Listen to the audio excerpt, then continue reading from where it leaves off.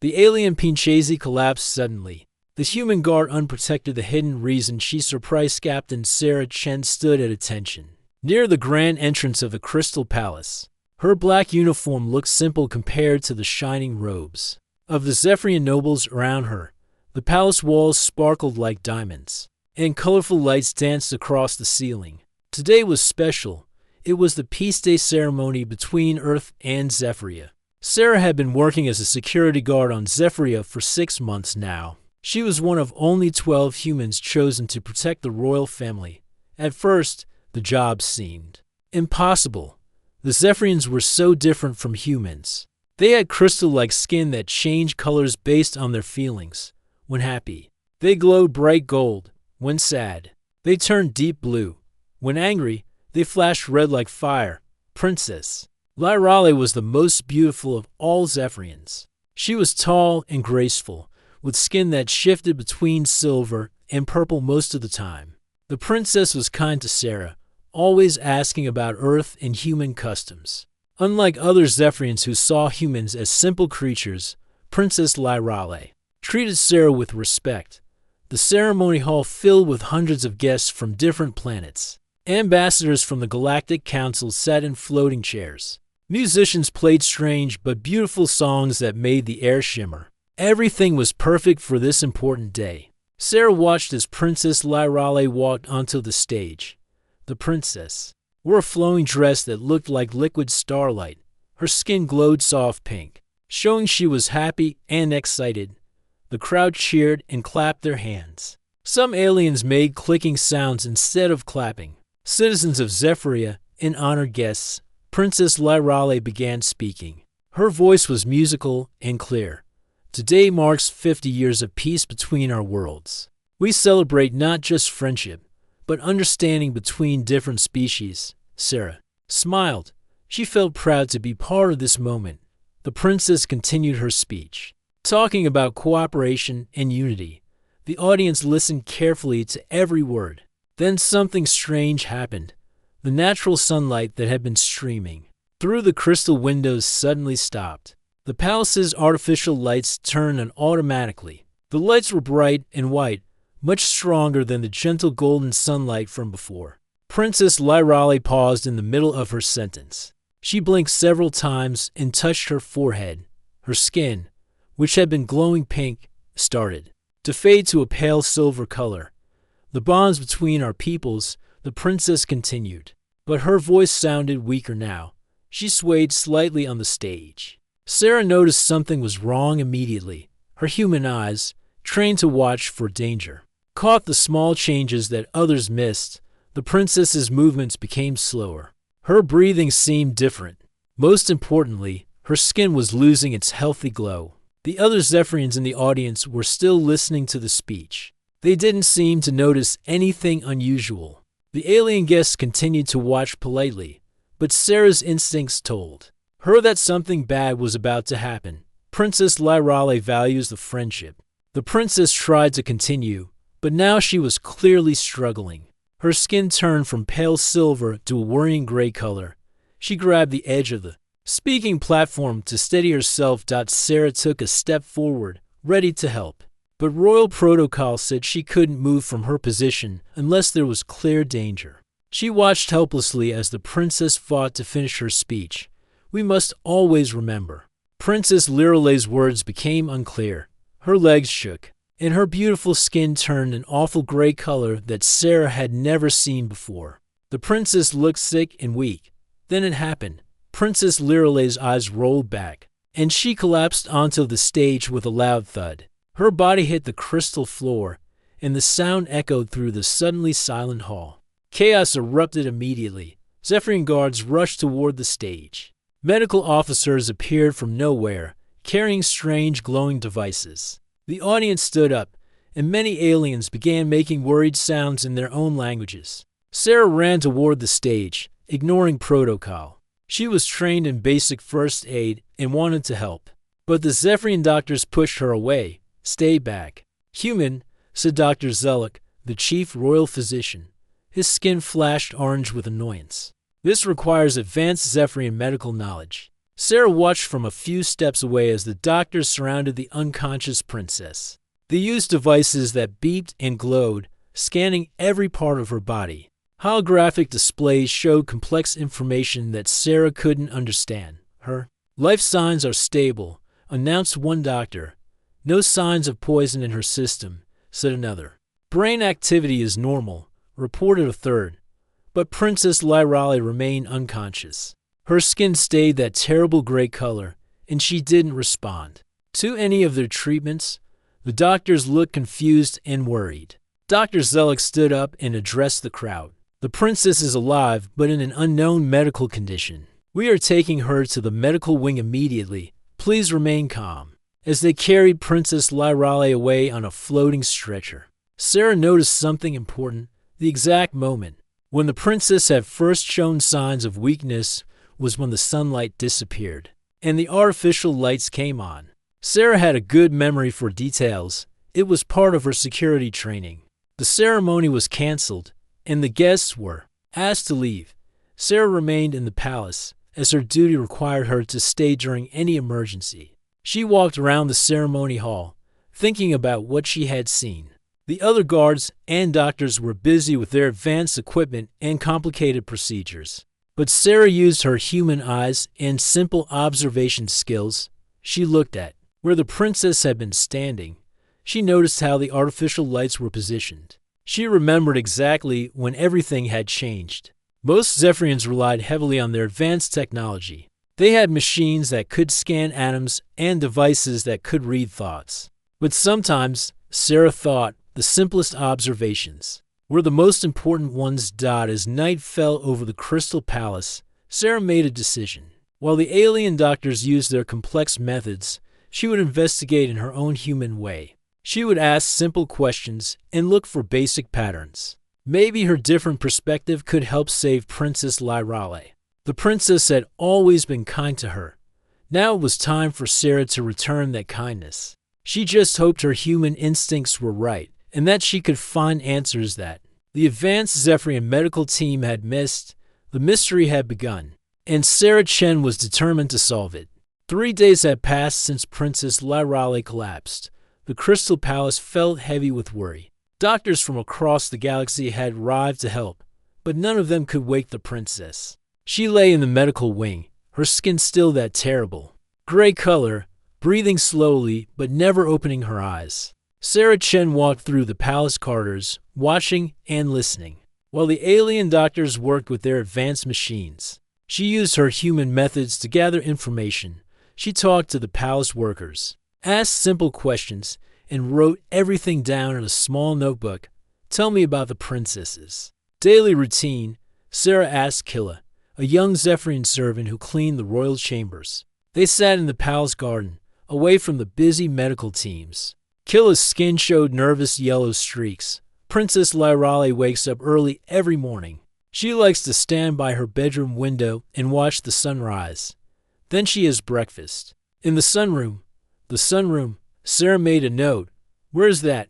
It's a special room with crystal walls that let in natural sunlight. The princess spends at least 2 hours there every morning, reading reports and answering messages. This was interesting. Sarah wrote it down carefully.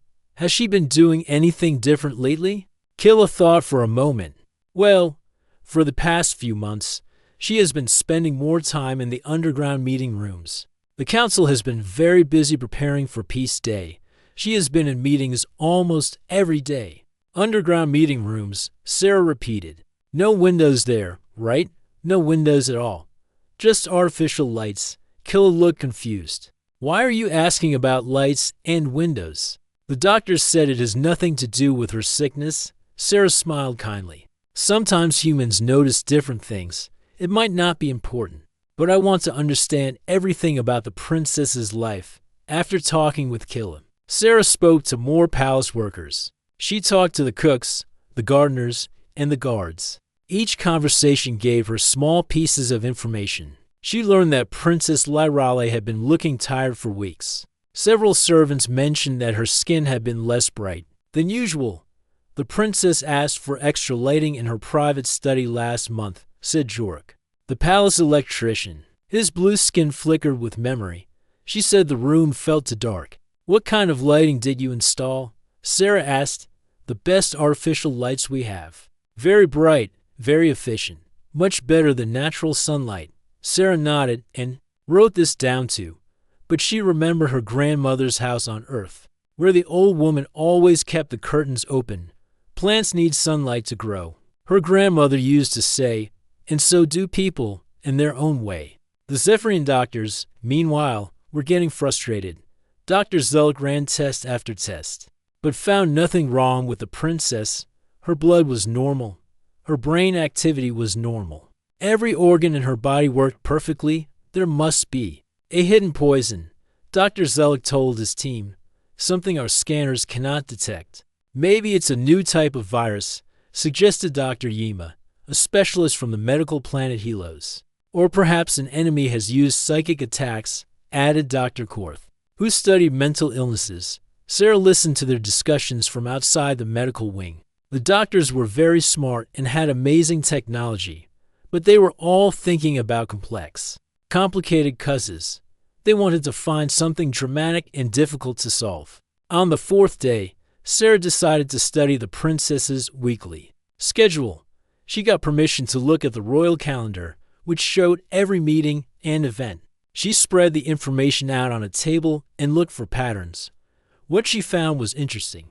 3 months ago, Princess Liralay's schedule had changed completely. Before that, she spent most of her time in rooms with natural light, the throne room, the garden pavilion, her private sunroom. But recently, almost all her meetings had been moved to underground conference rooms. Sarah drew a simple chart showing the princess's daily sunlight exposure over the past 6 months.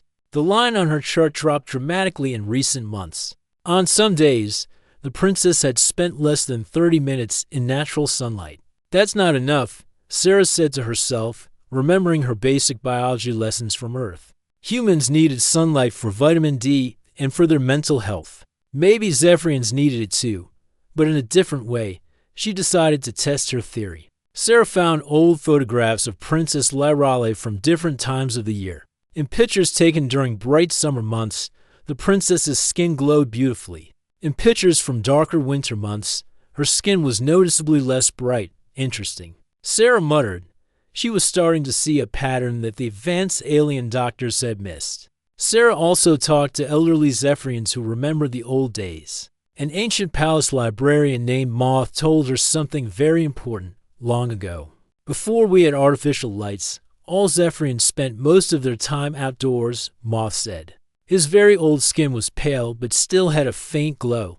Young people today don't know how important the sun used to be for our people. What happened when Zephyrians didn't get enough sunlight? Sarah asked. Moth's skin showed sad purple colors. The old stories speak of the gray sickness. When the volcanic ash blocked the sun for a whole year, many Zephyrians became very weak. Some never recovered their natural glow. Sarah felt excited. This was exactly what she needed to know. How? Did they cure the gray sickness? Sunlight, Moth said simply. Pure, natural sunlight. But the doctors today don't believe in the old stories. They think technology is better than nature. That evening, Sarah organized all her information. She had notes from dozens of conversations, charts showing the princess's changing schedule, and historical information about Zephyrian health. Everything pointed to the same conclusion. Princess Liralee was suffering from lack of natural sunlight. Her body and mind needed the special wavelengths that came from Zephyria's sun. The artificial lights in the palace were bright, but they were missing something important that only natural sunlight could provide. Sarah knew the doctors would not believe her theory. It seemed too simple. How could something as basic as sunlight be more important than all their advanced medical technology? But Sarah remembered her training. Sometimes the most obvious answer was the correct answer. Sometimes people made problems more complicated than they really were. She decided to prepare a presentation for Dr. Zellick and his team. She would show them her research using simple human logic and basic observation. Maybe they would listen to her, and maybe they could save Princess Liralee before it was too late. The human guard was ready to challenge the alien medical establishment with nothing but common sense and careful attention to detail. Sarah stood outside the medical wing, holding her notebook and a folder full of charts. Her heart was beating fast. She was about to challenge some of the smartest doctors in the galaxy with her simple human theory. Through the glass doors, she could see Dr. Zellick and his team working around Princess Liralay's bed, their advanced machines beeping and flashing. Taking a deep breath, Sarah knocked on the door and entered the room. The princess lay still on the crystal bed, her skin still that awful gray color. She looked peaceful but lifeless, like a beautiful statue. Captain Chen, Dr. Zellick said without looking up from his holographic display. His orange skin showed annoyance. We are very busy. This is not the time for security reports. Doctor, I think I know what's wrong with Princess Lirale, Sarah said firmly. The room became quiet. All 5 alien doctors turned to look at her. Dr. Yima's green skin flashed with surprise. Dr. Korth's tentacles twitched with doubt. You? Dr. Zellick's skin turned bright red with disbelief. Captain Chen, we have run every test known to medical science. We have used technology that can see inside atoms. What could a human security guard possibly know that we do not? Sarah opened her notebook. I've been studying the princess's daily routine for the past week. I've talked to palace staff, looked at her schedule, and researched Zephyrian history. I believe Princess Lirale is suffering from severe sunlight deficiency. The doctors looked at each other and began laughing. Their skin colors changed to show amusement, bright yellow and orange patterns dancing across their faces. Sunlight deficiency, Dr. Yima giggled. Captain Chen, we are not plants. We don't need sunlight to survive. Our artificial lighting systems are perfect, added Dr. Korth. They provide better illumination than any natural sun.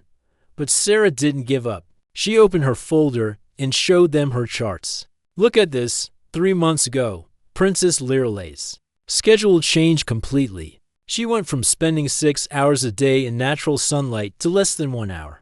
The change matches exactly with when palace staff first noticed she looked tired. Dr. Zellick barely glanced at the papers. Coincidence. Our tests show no nutritional deficiencies. What about the old stories? Sarah continued. I spoke with Moth, the palace librarian. He told me about the gray sickness that affected Zephyrians during the year of volcanic ash. The symptoms match exactly what we see in Princess Lirale. Old stories. Dr. Zellick waved his hand dismissively. Primitive superstitions from before we had real medical knowledge. Sarah felt frustrated but didn't give up. She pulled out photographs of the princess from different times of the year. Look at these pictures. In summer months, when Princess Lirale spent more time outdoors, her skin glowed brightly. In winter months, when she stayed indoors more often, her skin was noticeably dimmer. Dr. Yima took the photographs and studied them carefully. For a moment, her skin showed thoughtful blue patterns.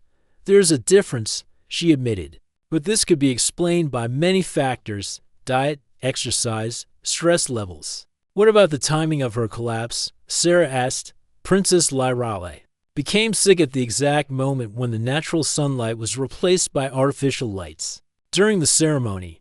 That can't be a coincidence. Pure chance, Dr. Korth said firmly. You humans see patterns where none exist. Sarah realized she needed to explain her theory more clearly. She thought about her basic biology lessons from Earth and tried to put them into simple words. On Earth, humans need sunlight for several important reasons. Sunlight helps our bodies make vitamin D, which keeps our bones strong. It also affects chemicals in our brains that control our moods. When humans don't get enough sunlight, they become sad and sick. We call it seasonal depression. The doctors listened, but their skin colors showed they still didn't believe her. Sarah continued. Maybe Zephyrians have a similar need, but stronger. Your skin changes color with your emotions, right? What if those color changes depend on getting the right kind of light energy from your sun? Ridiculous, Dr. Zellick said. Our skin color changes are controlled by neural pathways, not sunlight. But what powers those neural pathways? Sarah asked. What gives Zephyrians the energy to create those beautiful colors for the first time? The doctors looked uncertain. Dr. Yima's skin showed confused purple swirls. Well, the energy comes from our cellular processes, which are powered by, She stopped talking. Sarah could see that. The doctor was starting to think about something she had never considered before. Powered by what? Sarah pressed gently. By photosynthetic reactions in our skin cells. Dr. Yima admitted quietly, but that's just basic biology. Every Zephyrian child learns this. Photosynthesis, Sarah repeated. That means your skin cells need light to function properly. What happens when plants don't get enough sunlight? They wither and die, Dr. Yima said slowly, her skin now showing worried gray patches. Sarah nodded. Princess Lirelei's skin has been starving for proper sunlight. Your artificial lights might be bright, but they don't have all the same wavelengths as natural sunlight. Her skin cells can't perform photosynthesis correctly, so they're shutting down. The room became very quiet. Sarah could see that her words were finally making the doctors think. Dr. Yima walked over to a computer and began typing quickly. Let me check something, Dr. Yima said. I'm comparing the wavelength spectrum of our artificial lights with natural sunlight from our star. Data appeared on the holographic display. Sarah couldn't understand the complex charts, but she could see Dr. Yima's skin turning from purple to bright red with shock. By the ancient stars, Dr. Yima whispered, the artificial lights are missing 17 different wavelengths that are present in natural sunlight, including the exact frequencies that our skin cells use for photosynthesis.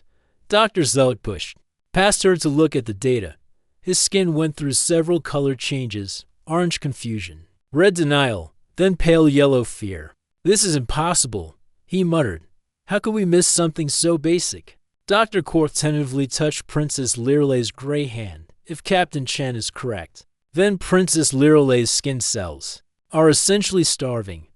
Her body is shutting down because it cannot produce the energy it needs. Sarah felt a mixture of relief and urgency. Can we help her?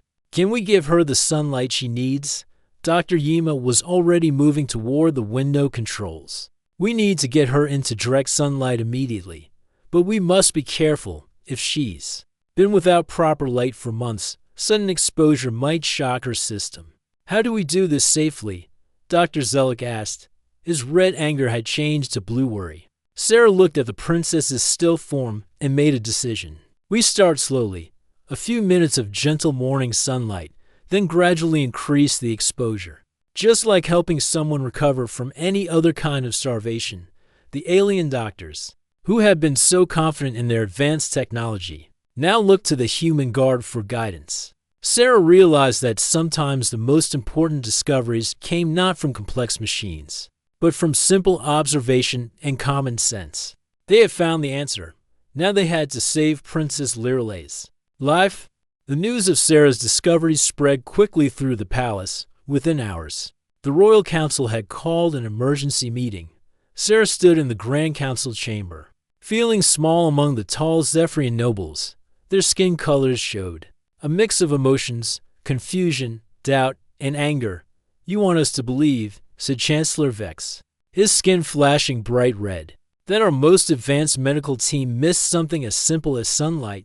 This is insulting to our intelligence. Sarah kept her voice calm and respectful. Chancellor, I'm not trying to insult anyone. I'm just sharing what I observed. A human security guard thinks she knows more than doctors who studied for decades, scoffed Counselor Zara. Her purple skin showed deep skepticism. This is exactly why many of us opposed hiring humans in the first place. Dr. Yima, who had been quietly studying her data, finally spoke up. Honored council members, Captain Chen's theory has scientific merit. Our analysis shows clear problems with our artificial lighting systems. Dr. Yima, Chancellor Vex turned his angry red gaze toward her. Surely you don't support this ridiculous idea. The wavelength analysis doesn't lie. Dr. Yima replied, her skin showing nervous yellow streaks. Our artificial lights are missing crucial frequencies that Zephyrian skin cells need for proper function. But Dr. Zellick, the chief physician, wasn't ready to accept this. His pride had been wounded by a human finding something he had missed. One data analysis doesn't prove anything, he said firmly. Princess Lirelei's condition is far too complex for such a simple explanation. Then let us test it, Sarah suggested. Give the princess a few minutes of natural sunlight and see what Happens? Absolutely not, Dr. Zellick snapped. The princess is in a delicate state. Exposing her to random treatments could make her condition worse. We must stick to proven medical procedures. Chancellor Vex nodded in agreement. Dr. Zellick is right. We cannot risk the princess's life on an unproven theory from someone with no medical training. Sarah felt frustrated. She could see that politics and pride were getting in the way of helping Princess Lyrale. What if we start very slowly? Just 5 minutes of gentle morning sunlight. No. Dr. Zellick said firmly, I am the chief physician, and I will not allow dangerous experiments on our princess. The council meeting ended with a clear decision. Sarah's theory was rejected, and the doctors were ordered to continue their conventional treatments. Sarah left the chamber feeling defeated, but she couldn't give up. Princess Lyrale was getting weaker every day. That night, Sarah couldn't sleep.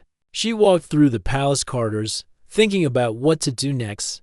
Near the medical wing, she met Killa, the young servant who cleaned the royal chambers. Captain Chen, Killa whispered, her skin showing worried blue patterns. I heard about your theory. Do you really think sunlight could help the princess?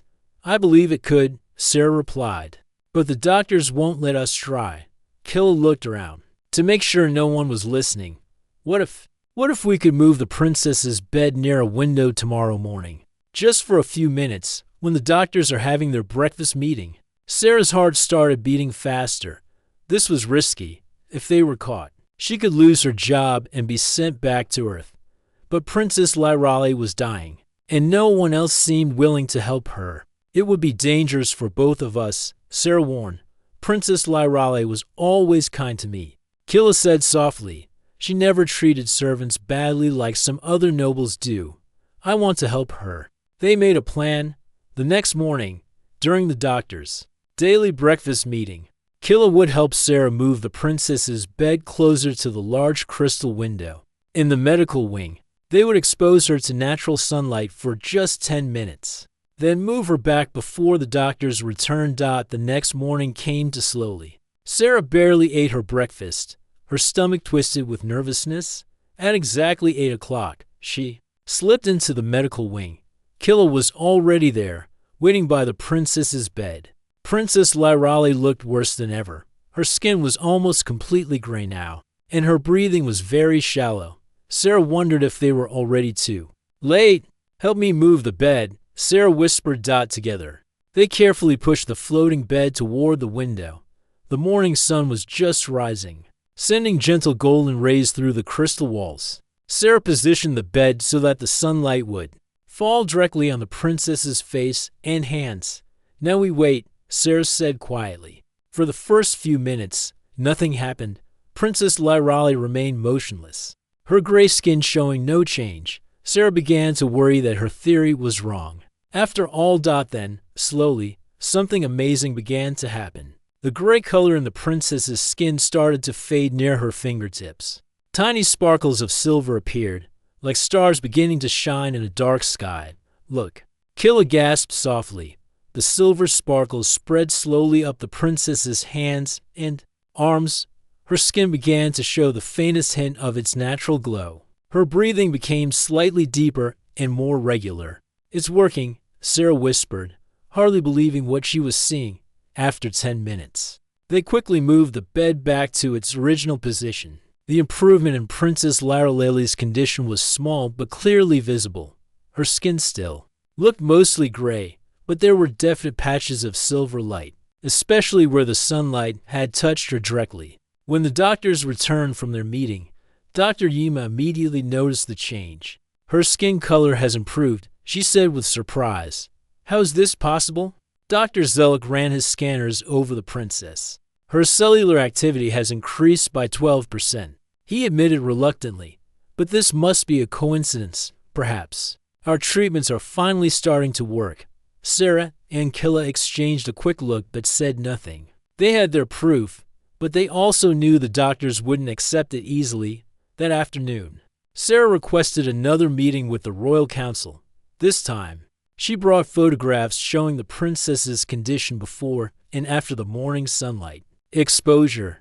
The evidence is clear, Sarah said, showing the pictures. 10 minutes of natural sunlight produced more improvement. then 5 days of advanced medical treatment. Chancellor Vex studied the photographs carefully. His skin showed thoughtful blue patterns instead of angry red ones. The change is visible, he admitted. It could still be coincidence, Dr. Zellick protested. One incident doesn't prove anything. Then let's try it again, Sarah challenged. Give Princess Lyrale 30 minutes of sunlight tomorrow morning. If I'm wrong, nothing will happen. If I'm right, we might save her life. The room fell silent. Sarah could see that some council members were starting to believe her. Dr. Yima's skin showed hopeful yellow colors, and even Chancellor Vex looked less skeptical than before. Very well, Chancellor Vex said finally. We will try your sunlight treatment tomorrow morning. But if the princess gets worse, the experiment stops immediately. Sarah nodded.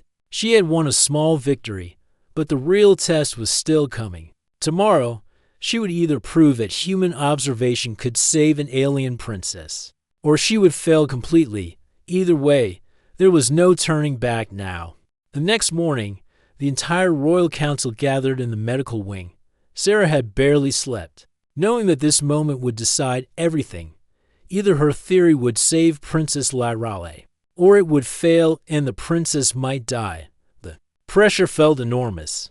Dr. Zellick and his team prepared their monitoring equipment while palace workers carefully moved the princess's bed to the large crystal window. Outside, Zephyria's golden sun was rising slowly over the horizon, painting the sky in beautiful colors. Princess Lyrale lay still and gray, looking more like a statue than a living person. Her breathing was so shallow that Sarah had to watch carefully to see her chest move. Time was running out. Begin the exposure, Chancellor Vex commanded. The crystal window panel slid open, allowing pure, natural sunlight to stream into the room. The warm golden rays fell gently across Princess Lyrale's face, hands, and arms. Everyone in the room watched in complete silence. At first, nothing happened. 1 minute passed, then 2, then 5. Dr. Zellick's skin showed satisfied orange patterns, as if he was pleased that Sarah's theory was failing.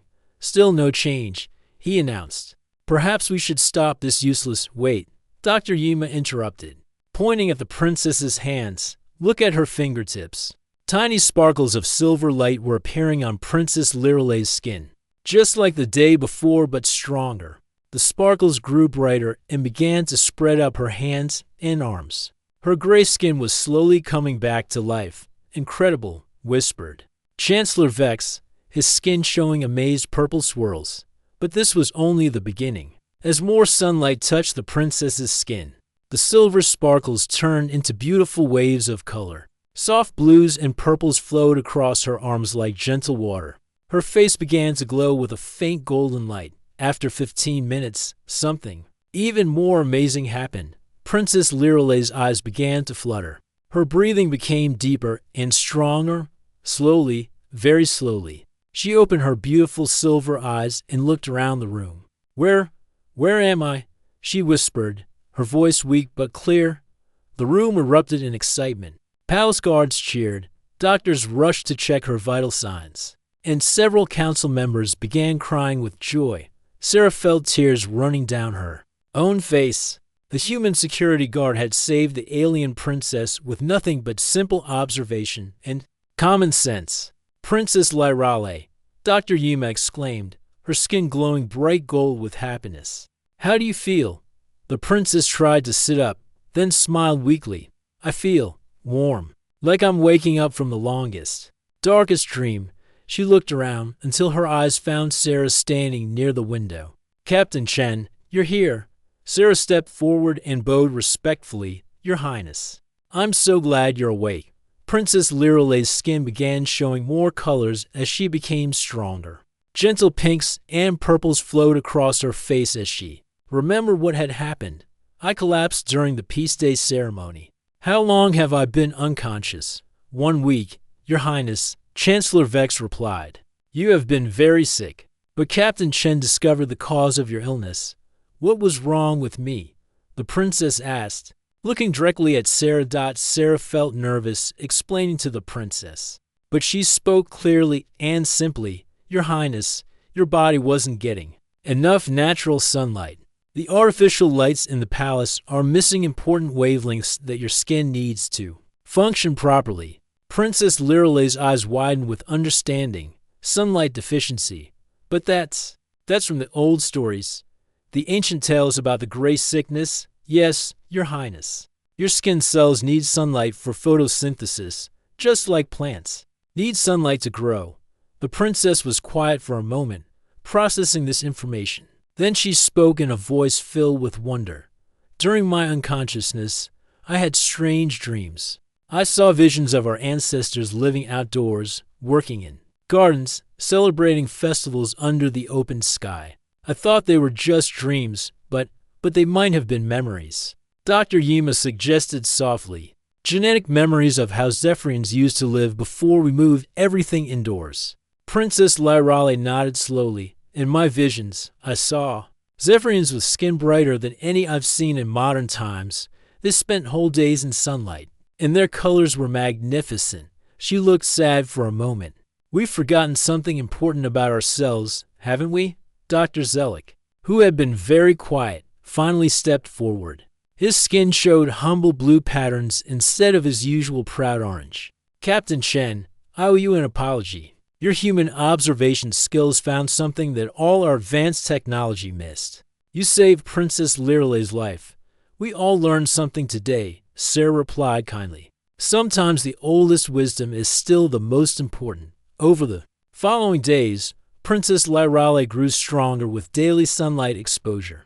Her skin regained its full beauty, glowing with colors more vibrant than anyone had seen before. But more importantly, she felt mentally clear and happier than she had in months. Word of the discoveries spread throughout the Zephyrian star system. Scientists began studying how artificial lighting had affected their entire civilization.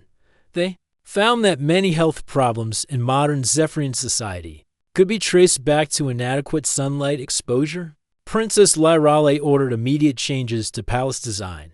New crystal panels were installed to let in more natural light. Underground meeting rooms were abandoned in favor of outdoor pavilions and sunlit chambers. Daily schedules were adjusted to ensure everyone spent adequate time in natural sunlight. Captain Chen, Princess Lirale said during a private meeting, I want to offer you a new position. Will you become my special advisor for human Zephyrian cultural exchange? Sarah was surprised and honored. Your Highness, I'm just a security guard. You're much more than that. The princess smiled, her skin glowing with warm golden light. You proved that different perspectives can solve problems that seem impossible. You showed us that advancement isn't always about complex technology. Sometimes the simplest solutions are the most powerful. Sarah accepted the position gratefully. She worked with Princess Lirale to design new lighting systems that combined Zephyrian technology with natural sunlight principles. They created gardens and outdoor spaces throughout the palace complex. Most importantly, they established new medical protocols that considered both advanced technology and basic biological needs. The Peace Day ceremony was rescheduled and held outdoors in the palace gardens. Princess Lirale gave her speech under the open sky, her skin radiating beautiful colors in the natural sunlight. Sarah stood nearby, proud to have played a part in saving not just the princess, but helping an entire civilization remember its connection to nature. From that day forward, humans and Zephyrians worked together more closely than ever before. Sarah had proven that cooperation between different species could lead to discoveries that neither could achieve alone. The human guard who had been seen as simple and primitive had become a bridge between ancient wisdom and modern technology. Princess Lirale kept her promise to spend time in sunlight every day, and her people followed her example.